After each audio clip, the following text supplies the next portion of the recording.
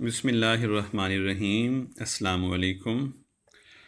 Covalent radius को हमने study करना है और ये बड़ा आसान सा है, जिसको डिफ़ाइन करते हैं half of the single bond length between two similar atoms covalently bonded in a molecule.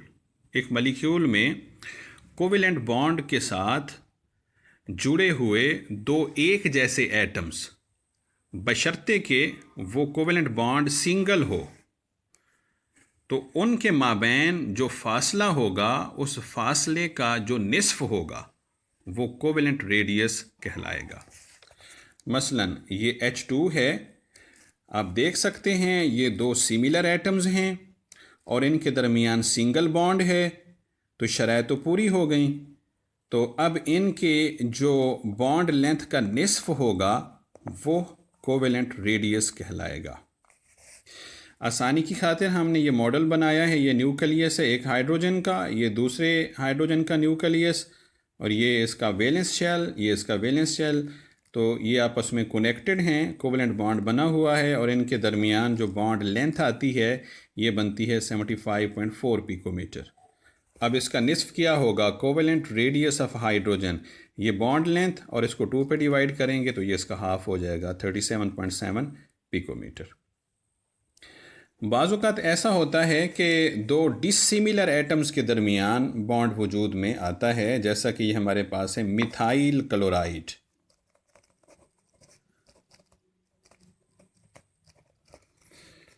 इसको हम स्ट्रक्चर वाइज यूँ लिख सकते हैं, कार्बन के साथ ये 3 हाइड्रोजन सिंगल कोवेलेंट बॉन्ड के साथ इंडिविजुअली बॉन्डेड हैं, और इसी तरीके से क्लोरीन भी चौथे सिंगल कोवेलेंट बॉन्ड के साथ यहाँ पे बंधा हुआ है। क्लोरीन और कार्बन के माबैन जो बॉन्ड लेंथ बनती है ये है 176.7 पिकोमीटर। अब बॉन्ड लेंथ का हमें इल्म हो गया, और अगर इन दो में से किसी एक के रेडियस का हमें इल्म हो, कार्बन या क्लोरीन का, तो हम दूसरे का जो रेडियस है, कोवेलेंट रेडियस, उसको इजीली मालूम कर सकते हैं। यहाँ पे ये है कोवेलेंट रेडियस ऑफ क्लोरीन, ये है 99.4 पिकोमीटर। ये क्लोरीन का जो रेडियस है, दूसरे अल्फाज में यूँ समझें,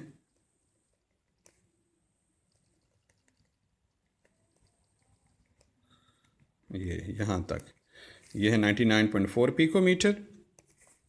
टोटल बॉन्ड लेंथ कितनी है? 176.7 पिकोमीटर। तो ये क्या होगा, इसका रेडियस क्या होगा, ये हमने मालूम करना है, ये वाला। तो इसको भी इजीली मालूम किया जा सकता है। तो इसको हम देखते हैं, bond length of carbon and chlorine bond is equal to covalent radius of carbon plus covalent radius of chlorine.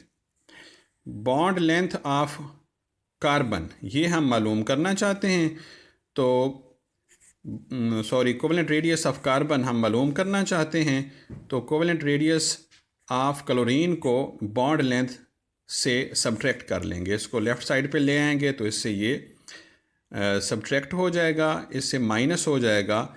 Bond length बनती है 176.7 पिकोमीटर, और इससे हमने ये निकाल लिया, ये जितना भी बनता है 99.4 पिकोमीटर। तो फाइनली ये बनता है 77.3 picometre approximately, which should be the covalent radius of carbon. असल में ये अगर हम देखें, ये अगर एज्यूम कर लें कार्बन है और ये एज्यूम कर लें क्लोरीन है, ये इनके दरमियान बॉन्ड लेंथ है, तो हम जानते हैं क्लोरीन के वैलेंस शेल्स में 7 इलेक्ट्रॉन हैं और इसके कुल शेल्स 3 हैं। पहला शेल, दूसरा शेल, और फिर ये तीसरा। कार्बन के 2 ही शेल हैं, पहला शेल और ये दूसरा शेल। तो क्लोरीन का साइज़ बड़ा है, लिहाजा क्लोरीन का रेडियस भी बड़ा होगा और कार्बन का रेडियस छोटा होगा। यही वजह है कि क्लोरीन जो है 99.4 पिकोमीटर रेडियस का हामिल है, जबकि कार्बन इससे खासा छोटा है, यानी 77.3 पिकोमीटर का हामिल है।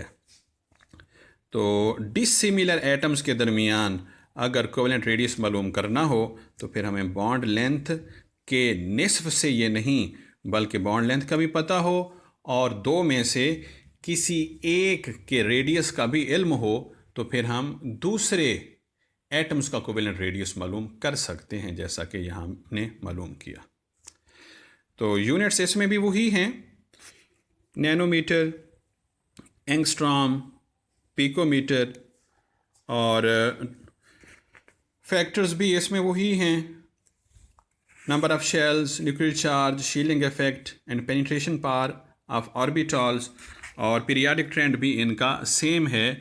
Top to bottom covalent radii increase करती हैं नंबर ऑफ शेल्स के बढ़ने के बायस और शील्डिंग इफेक्ट के इंक्रीज़ होने के बायस, और लेफ़्ट टू राइट मूव करें तो कोवेलेंट रेडियाई डिक्रीज़ करती हैं क्योंकि न्यूक्लियर चार्ज बढ़ रहा होता है और शेल्स की तादाद सेम होती है। इसको थोड़ा सा यूँ भी समझा जा सकता है, यहाँ कोवेलेंट रेडियस छोटा होगा और यहाँ पे कोवेलेंट रेडियस बड़ा होगा, कोवेलेंट रेडियस मज़ीद बड़ा होगा, कोवेलेंट रेडियस मज़ीद बड़ा होता जाएगा। दो सिमिलर एटम्स के दरमियान जो सिंगल कोवेलेंट बॉन्ड बनेगा उसका जो निस्फ होगा वही कोवेलेंट रेडियस है।